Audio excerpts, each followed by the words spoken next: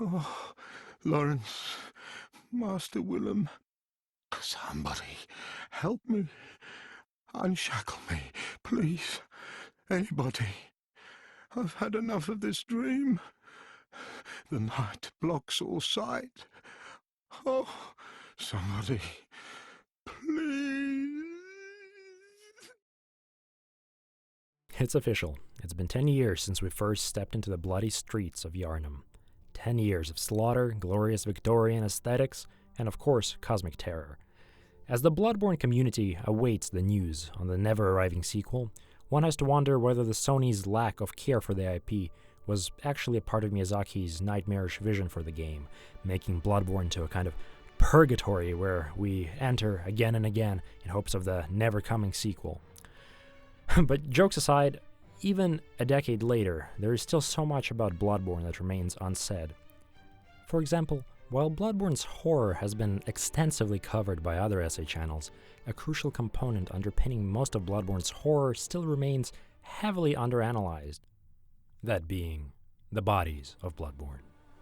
Through an overview of Bloodborne's body horror, analysis of the relationship between the player, Bloodborne's bodies, and the environment, and ultimately the examination of the game's true ending, I will argue that Bloodborne's world, gameplay, and the overarching story create an experience that at its core facilitates a post-human view of flesh within its players.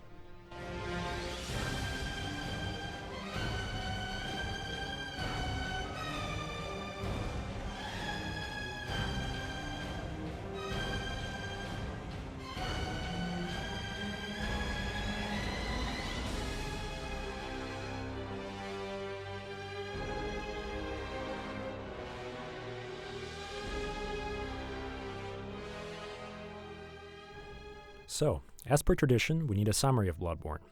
As many of you may know, Bloodborne, like most of From Software titles, is a game where most of the story is conveyed through its environments and item descriptions, creating for an experience open to countless interpretations. So, here's the most cohesive explanation I could come up with. So Bloodborne is primarily a single-player, open-world, survival, gothic, horror narrative taking place within the monster-overrun Victorian city of Yharnam. This all takes place during the event referred to as the Night of the Hunt. At the start of the game, the player's character, a monster hunter, imbibes a healing blood that is used as a kind of panacea by the citizens of Yharnam. Due to unforeseen circumstances, the hunter becomes connected to a separate plane of existence called the Hunter's Dream. This dimension/connection grants them the ability to infinitely return after death until they fulfill their assigned quest. This quest is to seek pale blood to transcend the hunt. From there, the player experiences all manners of atrocities, slaughtering the lycanthropic beasts around every street corner, dying again and again and uncovering the history of the city. Progressively, the game gets, let's say, weirder. The horror very quickly shifts from the gothic to cosmic, as the true nature of the events within the city is slowly revealed to the hunter as the work of a Lovecraftian set of gods, the Great Ones. Gradually, the player discovers that the Beast Plague was a product of human hubris, as the Healing Church had attempted to bring mankind to the next step of its evolution, in an attempt to be like the Great Ones. Yet it failed, damning the city of Yharnam to become more beast-like than godlike. If you're interested in a proper explanation of Bloodborne's lore, I highly recommend Brothers Code's video, Bloodborne Story Explained. Really great content there. Please check it out. To avoid confusion for the remainder of this essay, we should define the term posthumanism.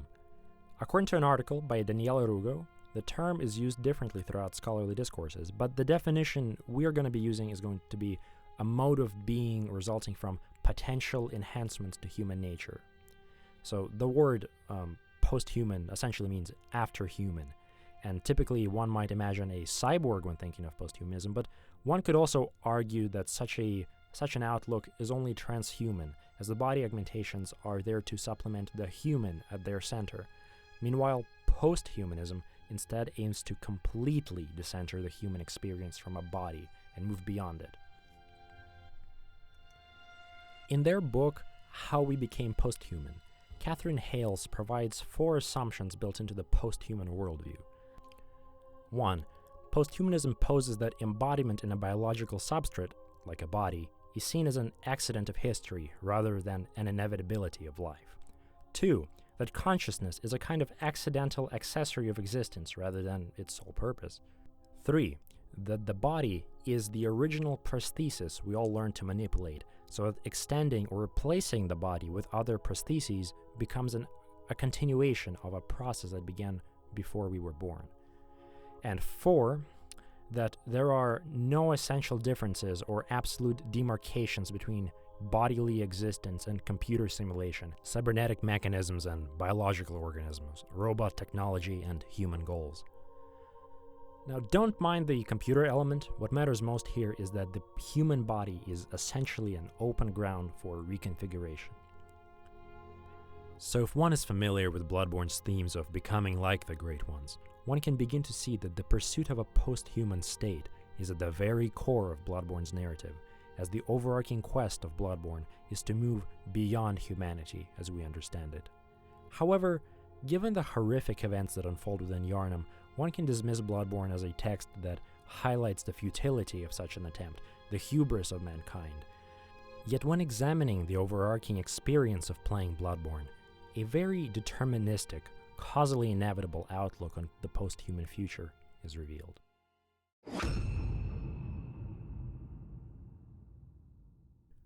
While Bloodborne is undoubtedly a gothic horror experience and arguably the Platonic ideal of cosmic horror video games, both of these effects are created on a very thick foundation of a different kind of horror. That is, of course, the horror of the body. Again, to avoid the confusion, let us also define the term body horror. Body horror is rather loose. It primarily refers to a trend in media concerned with disturbing imagery of the body. This imagery implies anything from straightforward mutilation of bodies like we often see in slasher horror films. For example, Jason Voorhees from Friday the 13th macheting his victim's face. And this ranges all the way to extreme bodily mutilations like we see in David Cronenberg's 1986's The Fly or John Carpenter's 1982's The Thing. At its core, body horror is about the changing of our bodies. It is comforting to think of ourselves as stable entities, but body horror reminds us of the contrary, that flesh is, in fact, by its nature, unstable, something that will one day decay, and that at any moment, any number of terrible contortions could redefine the borders of our bodies. As identified by David Huckvale in their book, Terrors of the Flesh, The Philosophy of Body Horror in Film, the way Friedrich Nietzsche frames the body in relation to the soul can be a helpful lens for thinking about the existential terror behind body horror. I am body entirely and nothing beside, and soul is only a word for something in the body. In this paradigm, if there is such a thing as a soul, the very core of who we are becomes determined by the changes that occur to our bodies. Think of the classic example of Phineas Gage getting his head pierced by a railroad spike, and how he suddenly became a different person as a result. Another lens for engaging with body horror that will be used extensively throughout this video essay was heavily explored by Yara Zane in their video, The Catharsis of Body Horror. Definitely check it out. The lens I am referring to is body horror as a form of meditation, something that allows us to reflect on ourselves. By witnessing horrific contortions of the human form, one is prompted to be more present within their own body, whether imagining the sensations of the bodily transformations or just being reminded that they have a body. My good friend Leonardo has pointed out the similarity between this framework and the one proposed by the 9 stages of decay, a Buddhist meditation practice in which one imagines their own decaying body in all of its 9 stages of decay. So ultimately, body horror allows one to reconceptualize oneself not as a stable individual, but as an unstable individual flesh. And this bodily reconceptualization is precisely what Bloodborne thrives on to push forward its post-human message.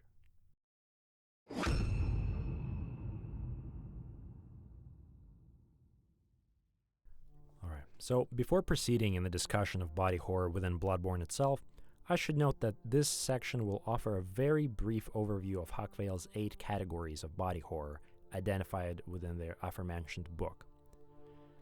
These categories include copulation, generation, digestion, mutilation, infection, mutation, disintegration, and finally, extinction. Each category arguably warrants its own essay, but for the purpose of the greater argument, we only need to establish that all these 8 categories are to some degree present within Bloodborne. We will linger on some of the more pervasive categories in Bloodborne, and glance over some to demonstrate the extent to which Bloodborne facilitates its players' meditation on the concept of the body. This list will take a few minutes, so if you already agree that Bloodborne's body horror fits into all of those aforementioned 8 categories, you can go ahead and skip the list by going to the following timestamp. Alright, let's do this.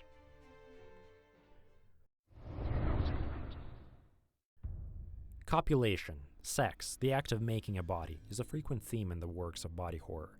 However, this category is mainly on the backdrop of Bloodborne, as I suspect Bloodborne would be unbearably horrific had it been sexually explicit. However, in a sense it is still a very substantial theme within Bloodborne, as rape by gods and cosmic entities is a driving point of several plot points in Bloodborne. Especially noteworthy is the storyline with Ariana, the woman of the night who finds herself unwillingly bearing the child of a great one. As pointed out by Cupcake Souls in their video essay Violent Equality, the Gender of Bloodborne, Alfred's assault of Queen Annalise is coded as a sexual assault. But enough said, moving on. Generation, childbirth, a painful and dangerous experience necessitated by the creation of human life and bodies. In Bloodborne, childbirth is constantly presented as horrific, with the babies frequently being depicted as monstrous, like in the case of the aforementioned Ariana. Her weeping over her child is probably one of the most disturbing moments in Bloodborne many players often miss out on. If you're interested in seeing a proper exploration of this category of body horror, please check out Honeybat's Visceral Femininity Bloodborne video essay. The birth section is especially relevant to the topic. Great work. Digestion. What things we eat, how we cook them, how we eat them, how they digest, and how they don't, are all frequent subjects of body horror. Enemies eating things is a prevalent motif in Bloodborne, and it just so happens to always be flesh that they're eating, be it the murderous crows consuming a dead horse, a cannibal consuming some human remains, or, well, a giant shark monster literally swallowing the hunter whole, etc. All these instances serve as a reminder of how organic bodies are naturally positioned in relation to each other as forms of sustenance. And ultimately, even we, humans that so often consider ourselves outside of the natural order, can easily be reduced to the shit and piss of other organisms. Notably, the hunter is a figure that equally partakes in predation, consuming the blood echoes of their foes, drinking blood, and by the end of the game, in the most literal sense, devouring umbilical cords. In all these instances, the hunter is someone who consumes the bodies of others for personal betterment, a theme that we'll come back to later in this video.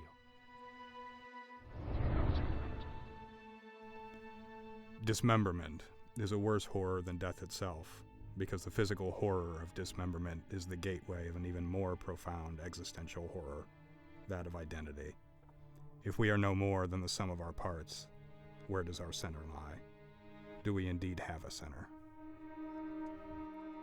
One of the most prevalent examples of mutilation in Bloodborne would be the removal of eyes that we see everywhere, from bosses like Father Gascoigne to getting our own eyes gouged out by witches. One can also think of the patients in the research hall, or Ludwig, after his boss fight, reduced only to their still living heads. Special examples of mutilation that on the surface are not obvious as mutilation are cramped caskets and the One Reborn, entities composed of tons of human bodies melded together. In their instance, the horror of mutilation applies in a reversed sense, where the player is left to ruminate not just on the terror of how they might lose something that makes them whole, but that their entire identity can be reduced to organs of something else, shifting the center of their identity to outside of their own body. Infection, pestilence, and vermin are everywhere in Bloodborne, with the beast scourge being the central driving force behind the narrative. The body in Bloodborne is very clearly portrayed as a space of intrusions, be it by plagues or parasites. Think of the entire area of Old Yharnam, where the Ashen Blood sickness essentially destroyed a city. Some notable examples of parasites, on the other hand, would include the vermin hosts in the Forbidden Woods and the parasite of cause, which the hunter willingly lets in as a contorting source of power. If you're interested in seeing a unique exploration of infections in Bloodborne, check out Unethico's video essay, The Parasites in Bloodborne Explained, Ludwig's Guidance and the Thread of Light. Really great stuff. Mutation is arguably the most prevalent form of body horror in Bloodborne, with a lycanthropic plague affecting the majority of Yharnam. From its poorest beggars to the most renowned clerics, all are changing and are made beastly. Ludwig is an especially great example of mutation in Bloodborne, a man fused with a horse, made into a shambling, screaming mess that somehow manages to be one of the most challenging boss fights in the whole game. We also see mutations explored through the kin, humans who had attempted to become akin to the Great Ones, in the process turning into these slimy blue aliens. The list goes on, applying to the vast majority of people encountered by the player throughout the game. Overall, mutation highlights the instability of what actually constitutes a human being within Bloodborne, which opens us up to thinking about the untapped possibilities hidden within flesh. So, admittedly a less emphasized element of Bloodborne's body horror, disintegration, incineration, or anything else that reduces a body to nothing is still present within the game. The most prevalent example of disintegration can be seen when the hunter dies. Their death animation shows a corpse collapsing and turning to dust. The werewolf that gets burnt alive in the first cutscene of the game qualifies for this as well. And one could also look at the burning corpses throughout the majority of the game. So, yeah, moving on. Death overflows Yharnam. Throughout Bloodborne, one meets far more dead than living. The streets of Yharnam brim with gravestones and chained coffins, and as the night progresses, fewer and fewer living remain. Close to the start of the game, Eileen the Crow, the hunter of hunters, tells the player, "Prepare yourself for the worst. There are no humans left. They're all flesh-hungry beasts now." Right off the bat, implying that humanity, as we know it, is already dead. And as the player encounters more and more of the still living, by the end of the game they're practically all reduced to corpses, beasts, and ultimately go mad. The continuation of mankind feels unlikely at best, and as such the anxiety of permanent end seeps through the entire experience of Bloodborne.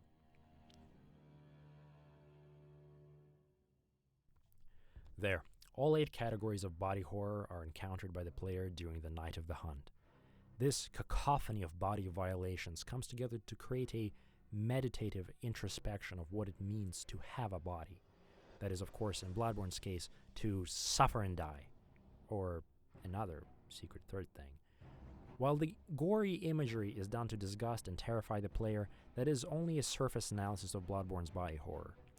Eventually, the horror of Bloodborne numbs the player to itself, leaving them to face the wider implications of their new way of seeing the body. As opposed to body horror in film, the body horror in Bloodborne is experienced not as a passive image to be absorbed by the player, but rather to be inspected, understood, and ultimately mastered. So when considering the game's medium in conjunction with the violent treatment of bodies that it demands from its players, the body is revealed to be one of the greatest factors actively contributing towards the posthuman rhetoric embedded within Bloodborne.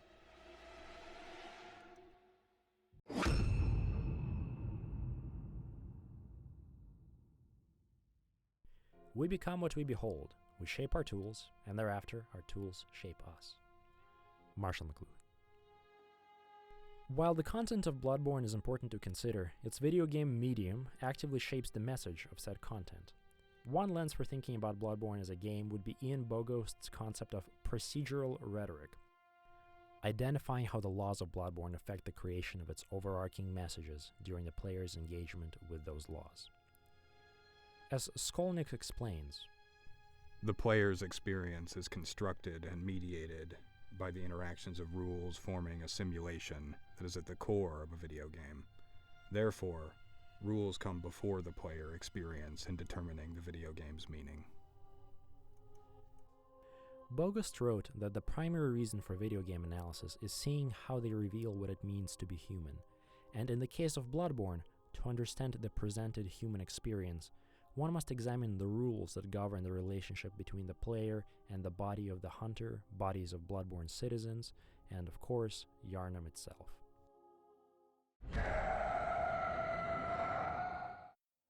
In their essay on the rhetoric within video game bodies, Sky Anderson points out that all gaming takes place in and through and around bodies, and there is no such thing as a game that ignores bodies entirely. And as such, we must consider the link between the player and their game body, the hunter. As a video game, Bloodborne extends the player's body into screen space, creating a sense of immersion in the presented content. The way Bloodborne performs this extension into the screen space is unique when considering how it plays with its points of view. When the game begins, the player is witness to the first-person cutscene where they agree to undergo the blood ministration procedure, essentially imbibing eldritch blood to heal themselves. Then, as a result of the procedure, they are selected by a cosmic entity to do their will, and they become tied to the pocket dimension of the hunter's dream, as we mentioned earlier. Then, as the intro cutscene ends, the player's perspective completely shifts to third person.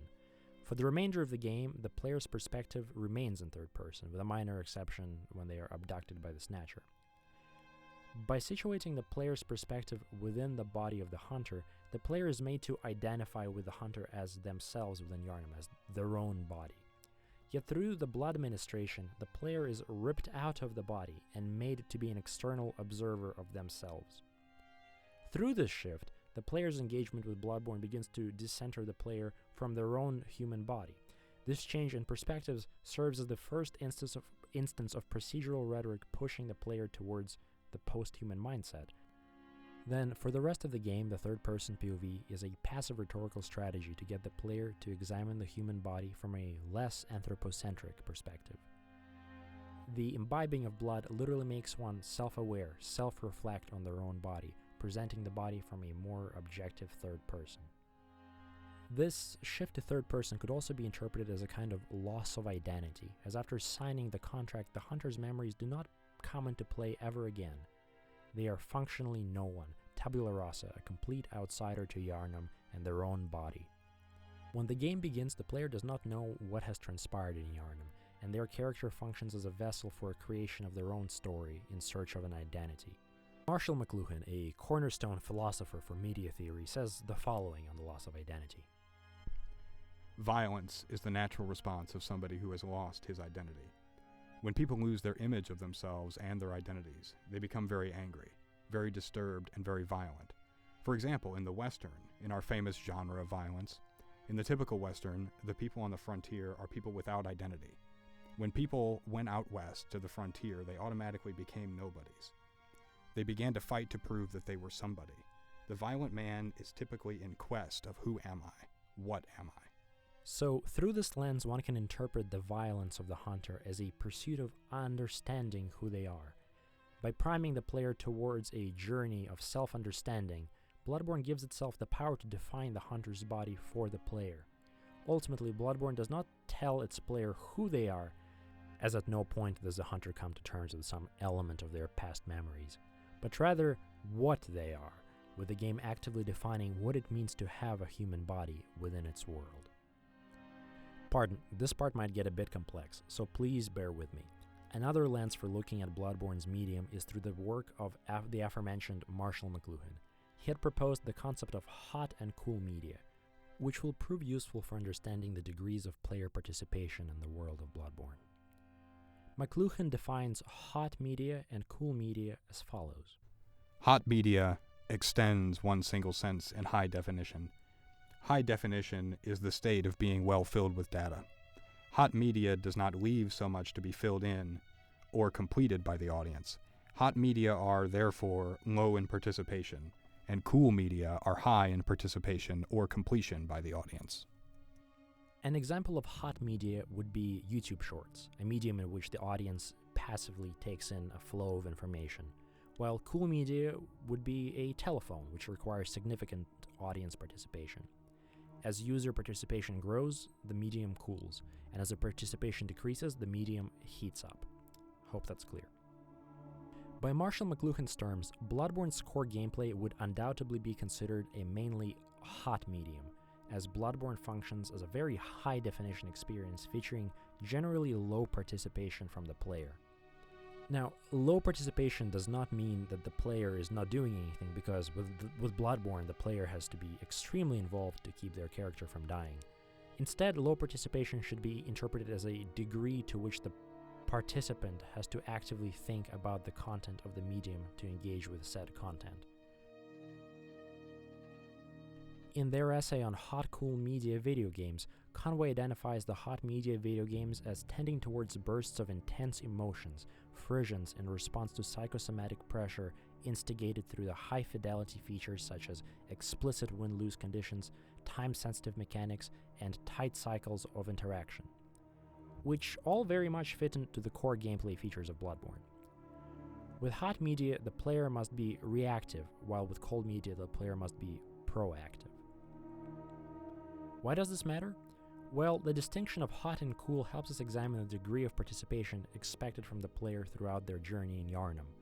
When Bloodborne heats up, the in-game participation becomes more beastly, more physical, and when the game cools down, the participation becomes arguably more cerebral.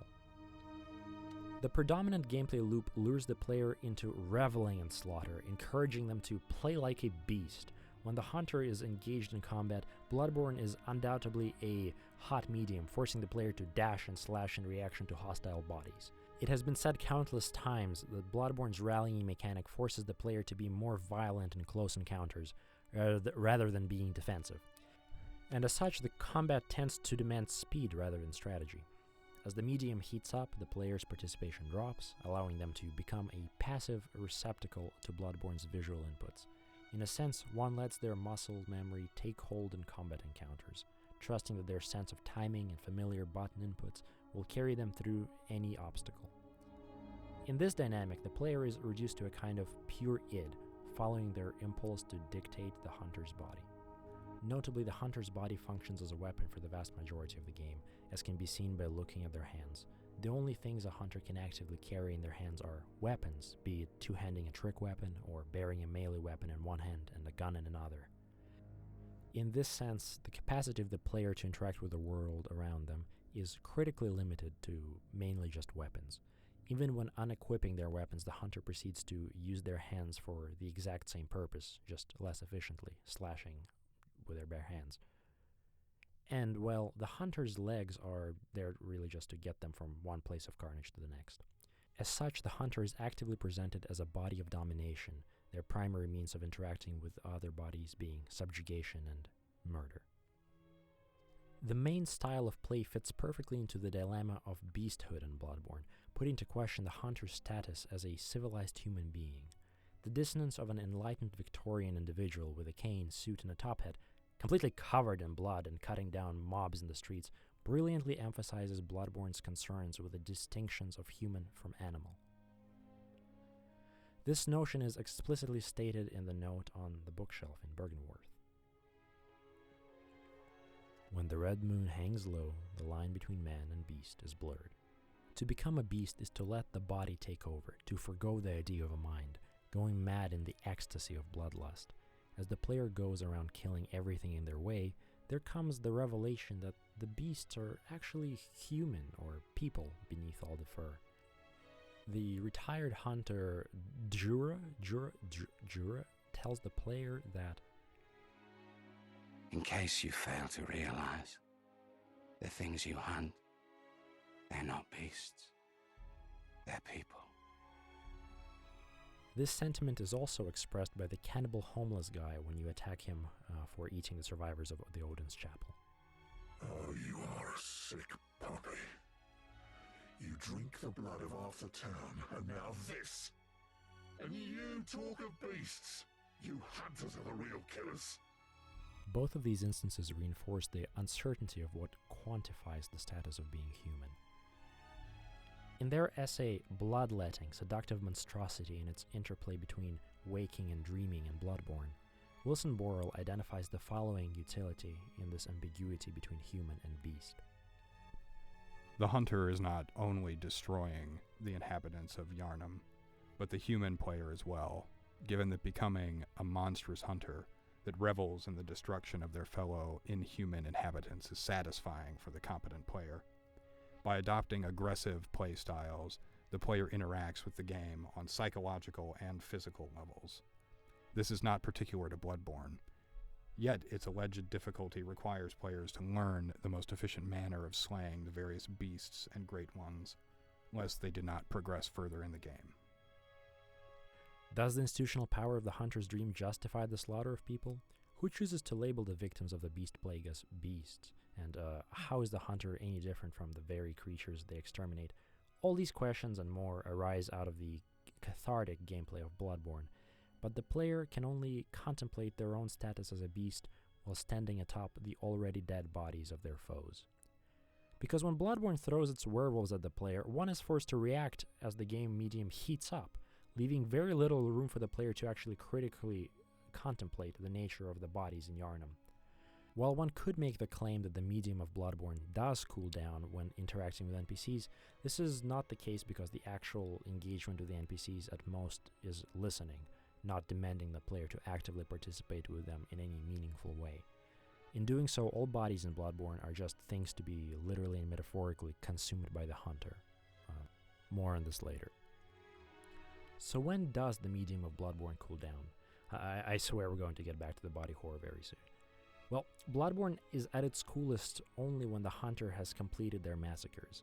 When the hunter is suddenly confronted with the absence of victims, the hunter has to seek the next step, forcing the player to begin thinking more critically. These moments of frustrated searching are when the player becomes a more active participant of the Bloodborne in McLuhan's sense. Additionally, Bloodborne cools down during its loading screens. While loading, the player is greeted with item descriptions that are arguably the primary means for one to understand what is actually happening in Yharnam. From Software Studios is often praised for their subtle environmental storytelling, be it through the aforementioned item descriptions, extremely vague NPC quotes, and random scenes scattered throughout their settings, and Bloodborne is no exception to this style.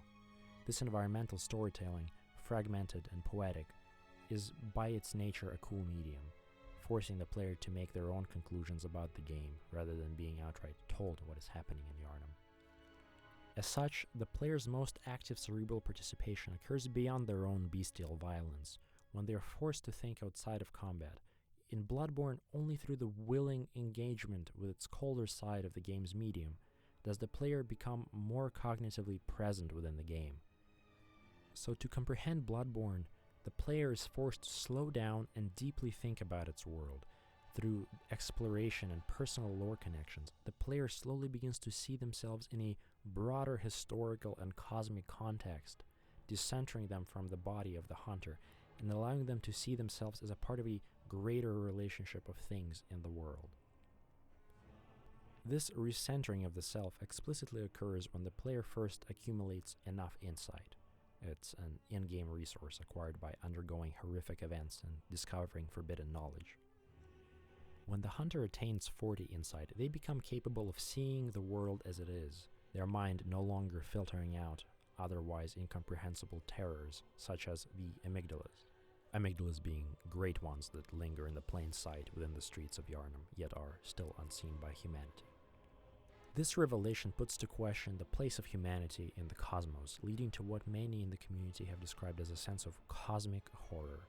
This described sense of cosmic horror reduces the perceived significance of humanity in the world of Bloodborne, making the player feel arguably smaller and smaller within the scope of the game's world. Now, actually, this notion of human insignificance is explored very, very well by Soul Porpoise in their OTH How Bloodborne Transforms the Myth. The first video essay I've ever watched, and arguably has gotten me into Bloodborne and academia. Please check it out. So, while Bloodborne can be beaten by someone rushing through the whole thing, ignoring all NPCs, clues, and skipping cutscenes, this hot, molten engagement barely involves the player, and if anything only further contributes to Bloodborne's posthuman messages of blurring human civilization and primeval beasthood. Additionally, one can only unlock 2 endings through this kind of engagement, which we will discuss shortly. However, the third, often referred to as the true ending of Bloodborne, can only be accessed through a deep exploration of the game, requiring the player to find 3 pieces of a Great One's umbilical cord and then to make the decision to eat them all. So, when the player engages on a more participatory, cooler cognitive level through interpreting the world and poetry of Bloodborne, they open themselves up to the overarching posthuman rhetoric of Bloodborne's story, fundamentally changing the way they view the relations of bodies and environments in Yharnam.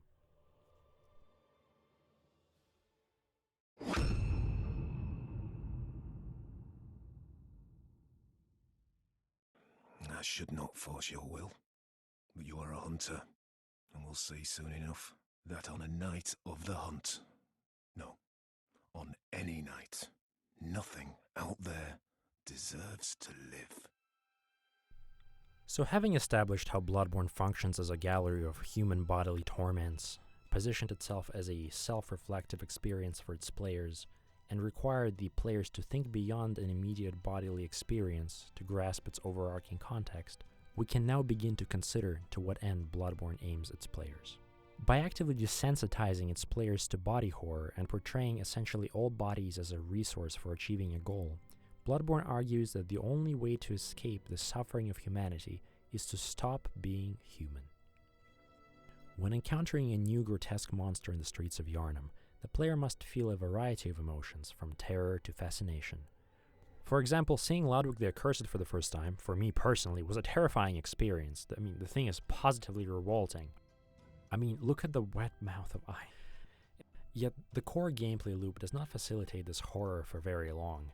As one faces Ludwig over and over, the emotional impact of the boss fight reduces dramatically, and over time, he becomes just kind of another enemy to be overcome, although a distinctly larger one at that. I mean, don't get me wrong, defeating Ludwig always feels great, but if one does it enough times, it becomes progressively more difficult to view him as disturbing and gross. By the end of the night, the player is intended to become intimately familiar with practically every imaginable contortion of human flesh. And just the sheer amount of blood and gore in this game will inevitably leave most desensitized to itself. Notably, this desensitization relates not just to Bloodborne's environment and its denizens, but also to the notion of the hunter's death. With a boss like Ludwig, unless the player is incredible at the game, one is likely to die far more than once within this encounter.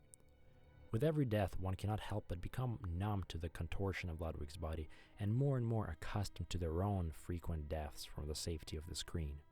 So, what is this then? Poor game design? Is it not a game flaw for the player to care less and less about its imagery? Well, in the case of many other games, this might be considered a critical flaw within the gameplay loop, but not in Bloodborne, which comes down to the way From Software games depict player deaths in general. In their book, A Play on Bodies, How We Perceive Video Games, Brendan Keogh, I hope I'm saying that right, identifies that video game deaths are crucial in understanding the holistic construction of video game stories and player experiences. Keogh says the following on the subject. Through repetition and failure, multiple pasts and lost futures converge on the present play experience to intermediate each other through muscle memory, genre conventions, retries, game overs, seriality, and wasted time. To play a video game is to overwrite invalidated pasts and to seek at alternative futures. Just as the player does when completing the virtual world, they work to downplay the inauthentic timeline in their desire to experience video game play as holistic and continuous. But these other timelines do exist and contribute to the ongoing video game experience, and they thus must be accounted for. From Software games such as Bloodborne account for those inauthentic game over timelines through a generally unconventional method of, well, authenticating them. In Bloodborne, the hunter's inability to permanently die is an explicit power bestowed on them by the cosmic power of the hunter's dream. As a result, every death of the hunter is a canonical event, with every death contributing to the player's understanding of the environment, and as such being the superpower that gives them the edge over the otherwise unforgiving world of Yharnam. With the hunter's immortality in mind, the hunter in the player's experience gains a kind of meta quality. In a Groundhog Day-styled experience, the player is left to become accustomed to the Bloodborne's horrors to progress through the world. Through frequent exposure to body horror, over time the player stops caring about the threat of unpleasant appearances of flesh around them and the suffering of their own character. Borrell identifies this gameplay feature as one associated with the player becoming more beast-like. They say the following. The player is meant to cast away their fears in entering the Gothic world with the aim of embracing primal violence, a space dominated and relegated to what may be conceived as the id. The id is, after all, the seat of wanton desire and pleasure. But while this reading is partially true, it does forgo the player's immortal meta-presence in Yharnam. For the player that has slowed down, done their research, and understood their place in the world of Yharnam, when considering the true ending of Bloodborne, the indulgence in the primal violence for the player is ultimately reframed as a pathway out of both the paradigms of the beast and man. In order to progress, the player must fundamentally change the way they look at bodies in Bloodborne.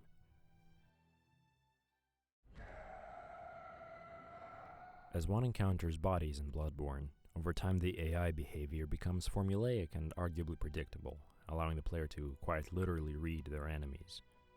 Bloodborne, like most Souls games, relies on the player's ability to understand the physical language of its bodies.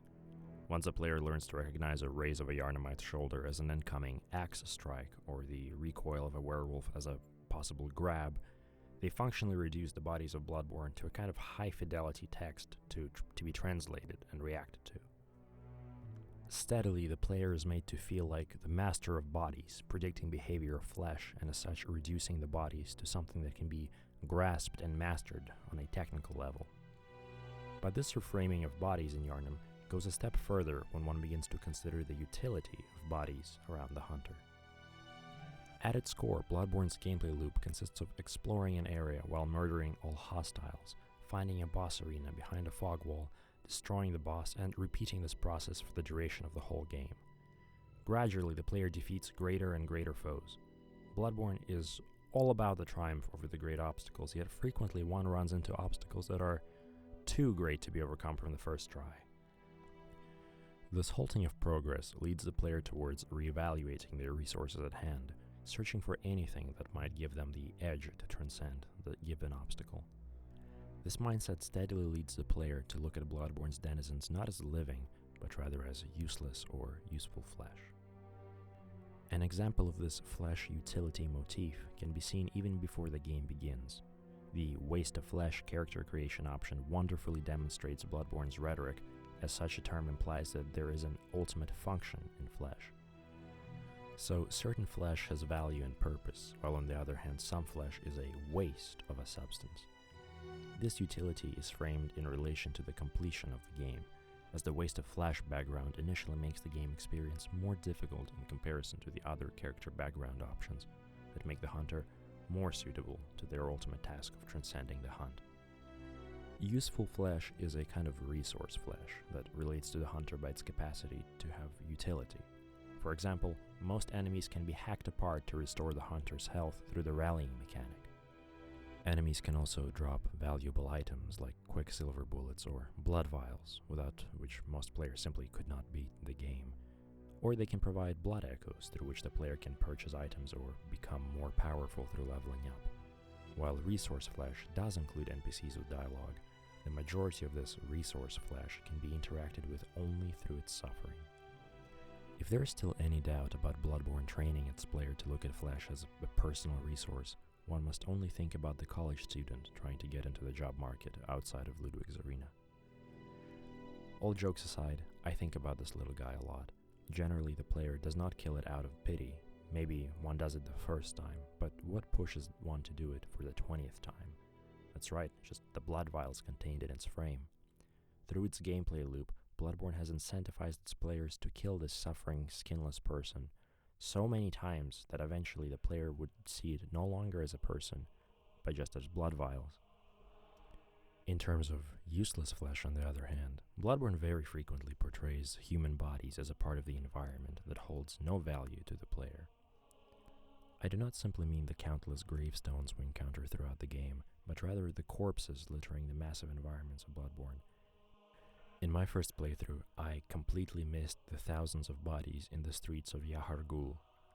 I thought they were just some flowers scattered around. But how did I miss such a staggering amount of corpses? Other than me not paying close attention, Bloodborne's high-definition textures can often be difficult to discern from each other. One could argue this instance is an example of Bloodborne's capacity to desensitize. Like the skulls in the catacombs of Paris, the environment is so overwhelmed with the human bodies that any individual instance of a skull becomes the norm and even no longer registers as such. Because of this, the value of a human body becomes reduced to the worth of pebbles in the road, except you can actually use pebbles in Bloodborne, unlike those bodies. So, returning back to body horror, it is such a crucial element of Bloodborne because it highlights all the ways in which human flesh is unstable, showing how humans can change and always do throughout their lives. Through witnessing constant body horror, one is forced to acknowledge the malleability and impermanence of flesh as a whole. Meat, a kind of breathing clay, is actively presented as grotesque in Bloodborne, with arguably every living being to some degree in a state of torment.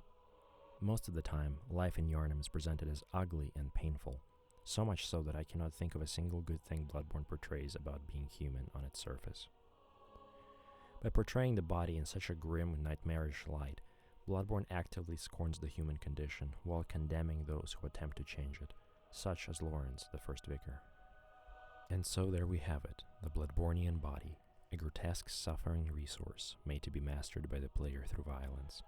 But what is the rhetoric of the Bloodbornian body? What message does this depiction of the body contribute to? To find the answer, we must look at the hunter's final goal, the end of Bloodborne.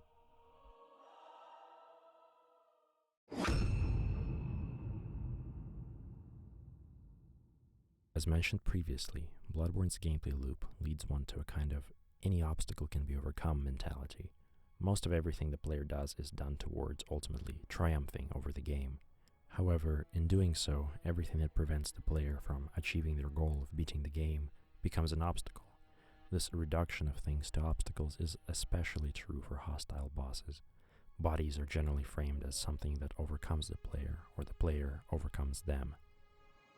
This mindset of continual striving for perseverance over adversity leads the player to Bloodborne's primary argument. What is really the thing that the player is set to defeat by the game? Well, when we consider Bloodborne's constant representation of body horror, death, and general suffering, one realizes the true obstacle before the player is really the human condition itself. So now would be a good time to actually look at the endings of Bloodborne to see what all the bodies of Yharnam have been sacrificed for. The three endings of Bloodborne can be read as follows: the death of knowledge, the death of agency, and of course the death of humanity. I will show you mercy. You will die, forget the dream, and awake under the morning sun.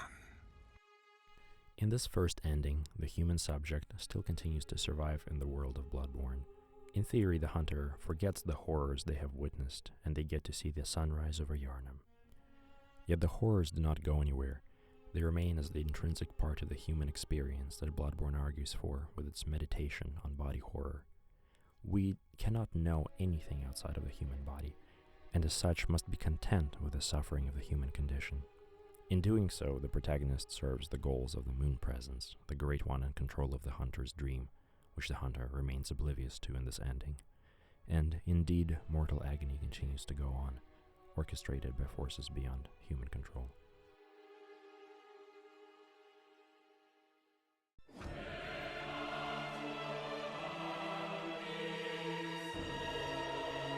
In the second ending, you deny Gehrman and have a glorious battle, only to then see the moon presence and literally get put in a wheelchair, made to indefinitely watch over the hunter's dream as he had before you. Here, you get to exist outside of humanity, functionally dead to the world, although now yourself spared from the horrors of flesh, no longer experiencing them personally. One could read this also as practically analogous to death. In the end, the human condition remains the same, but now you are consciously serving a great one, aware of your puppet strings, yet unable to do anything about them. In both the first ending and the second ending, all the pain endured by the player is made meaningless as absolutely nothing changes. The world is terrible and our damnation continues. But then, of course, Bloodborne has its third ending. But first, a little bit on blood echoes. Through Bloodborne, as the hunter traverses Yharnam, they accumulate blood echoes, essentially a form of currency one attains from blood of their fallen foes. These blood echoes are the only means by which the player is able to upgrade the stats of the hunter, and as such, the hunter progressively becomes a more powerful being from the consumption of others. By the end of the game, the hunter is likely significantly stronger from the power of all those whom they have killed in the past. As such, the hunter becomes a vessel of bodies, an entity containing the potential of hundreds, if not thousands, of bodies they have consumed in their quest. Much like the one reborn, an attempt at creating a great one out of countless human bodies, the hunter functions as an amalgam of mortal bodies striving towards godhood.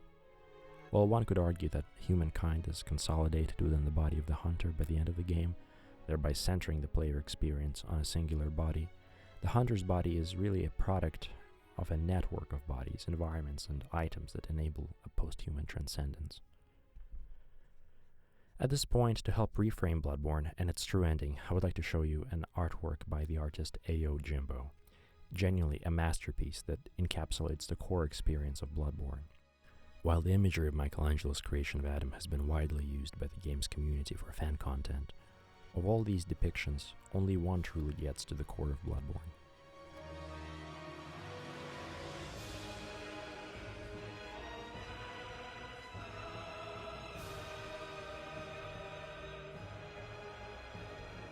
Here, the hunter stands upon a mass of the writhing, clawing, and biting bodies, while reaching up to the heavens, either trying to escape their beastly existence or drag the hunter back down into the nightmare of mortal flesh. Yet despite all the horror of their foundation, the hunter still reaches up to the hand of a Great One. The Great One is inhuman above the hunter, not entirely in frame, symbolizing its incomprehensible Lovecraftian nature.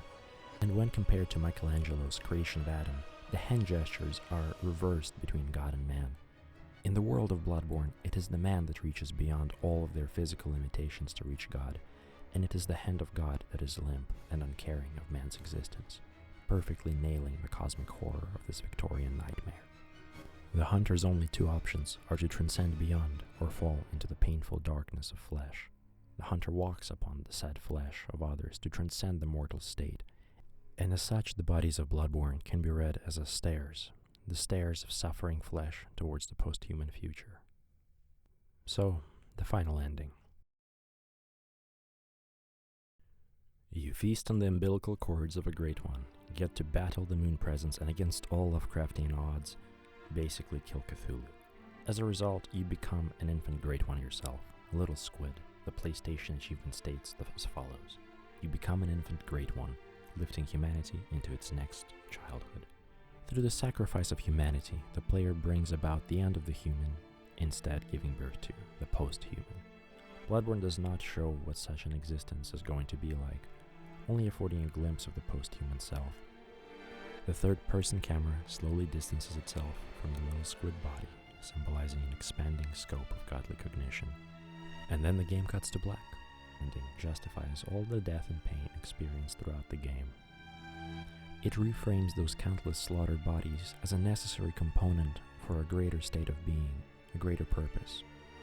And so from the perspective of Bloodborne's third ending, the body is purely the mortar towards a quest of justifying why the human condition was ever necessary in the first place. So, through its horrific representations of bodies, decentering of the player's experience, and portrayal of flesh as a resource, Bloodborne reduces the human body to a volatile material that must be reshaped at all cost, lest it devours itself. A point of view can be a dangerous luxury when substituted for insight and understanding.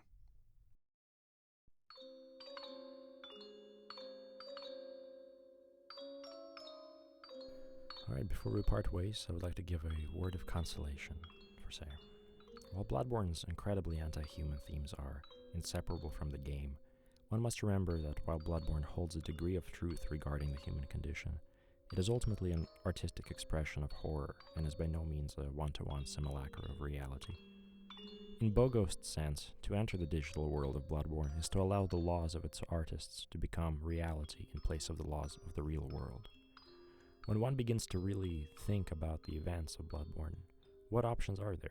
In Bloodborne, the only choice is to suffer through an unending nightmare or to just cease being human. But while Bloodborne offers its players a uniquely dark perspective on being human, which one might argue to be true due to its pessimism, a perspective is only that, a perspective. The cerebral, scholarly engagement with Bloodborne's body, while thought-provoking, fails to account for the mode of being in one's body. One cannot taste, feel, or smell in the world of Bloodborne. At its core, Bloodborne's posthuman narrative is about becoming something rather than just being. And the body, while horrific, is also our only way of enjoying this life. But things that make life worth living are mostly absent in Yharnam, and due to Bloodborne's nature as a linear story game, no matter how many times we come back to the streets of Yharnam, its morbid reality will never change. Ironically, despite all its condemnations of the body, Bloodborne ultimately presents its combat, the most beastly physical act the hunter can engage in, as also the most physically pleasurable for the player themselves. It is the act that situates the player most of all in their own body, through their controller, and allows them to experience the little joy there is to be found in the world of Bloodborne. While the raw physical existence is full of horror, it also has its joys. Bloodborne will forever remain a wasteland shrouded in eternal night, a dream of decay and existential dread. Yet, on the other hand, our living bodies get to see and feel the sunrise every morning, and perhaps having journeyed through the night, the dawns are now that much brighter. So I guess, before I get too cheesy, what I'm really trying to say is, don't think about it too hard and don't really take it too seriously. Just go out and kill a few beasts. It's just what hunters do.